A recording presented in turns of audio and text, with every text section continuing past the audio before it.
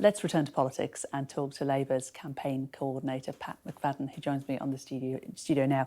Pat, good to talk to you today. Keir Starmer setting out his mission for the new year today. He wants to tackle cronyism. He was, of course, former Director of Public Prosecutions. Why do you think voters won't tar him with the same brush?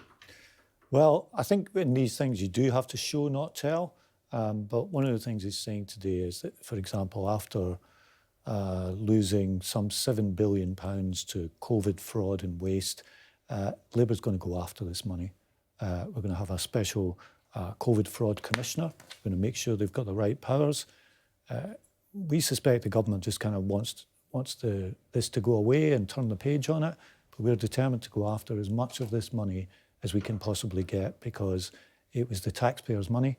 And some people took advantage during that time when the nation was in real need, and that's not right. Some would perhaps say, are you not throwing good money after bad? You know, if you're lucky enough to get into power, shouldn't you be focusing on the future rather than raking back over Conservative failings in the past? Well, people want value for money, and there's a lot in today's speech. I mean, he'll also be talking about a lot of policy detail, halving violence against women and girls. He'll be talking about setting up a publicly owned energy company to drive the energy transition. Labour's plan to cut waiting lists with 2 million more procedures and operations, a fairer deal for people at work through banning 0 hours contracts and getting rid of fire and rehire. There's a lot of policy detail in today's speech. But the underlying idea behind it is that in an election year, the power really lies with the voters, and people will only get change if they vote for it. In terms of cronyism, though, Keir Starmer himself failed to disclose to Aqaba some of the work he did, adding up to £100,000 when he stepped down from public prosecutions in 2013. I mean, are you comfortable at having a light shone on across all of Keir Starmer's business dealings? Look, he upholds high standards. His message to the Shadow Cabinet on these things is very clear. And I do think there's a bit of a difference between being a little bit late to declare something and defrauding the public purse. And that's what he's really talking about when it comes to cronyism. We want to get to a situation where when it comes to public contracts, the critical question can never again be, have I got the minister's phone number? And sadly, that was the case during COVID, and it must never be the case again. Rishi Sunak's wife is winding up her company, Kasmaran Ventures. You have written to Oliver Dowden, the Deputy Prime Minister, urging him to ensure that the Prime Minister and his wife continue to declare their interests properly.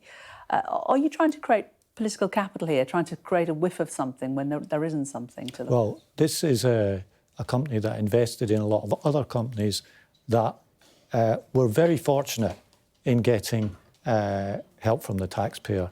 And some of them have subsequently gone bust.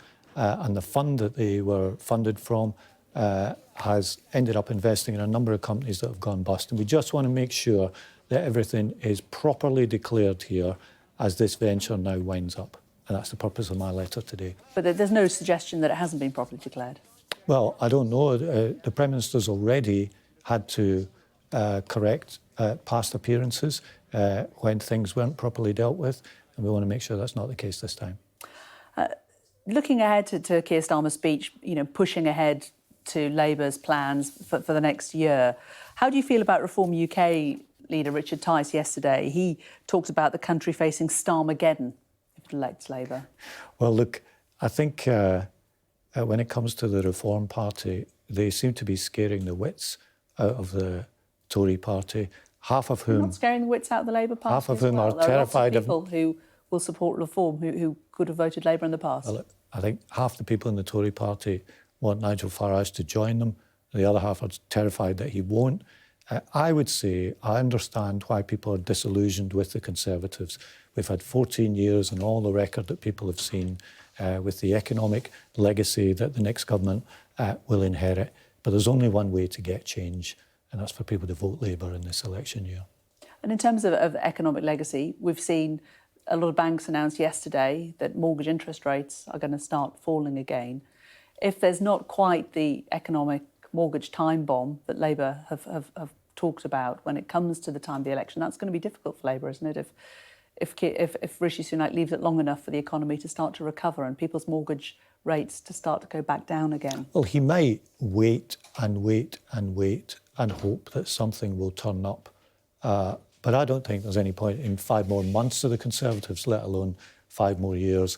And if mortgage rates fall a little bit from their absolute peak, anyone coming off a 5-year deal is still going to be facing a very hefty increase compared to what they were paying up until the renewal of that deal. And when you combine it with Tory tax increases, which will leave the average household paying £1,200 a year more in tax, that's a big squeeze on family incomes.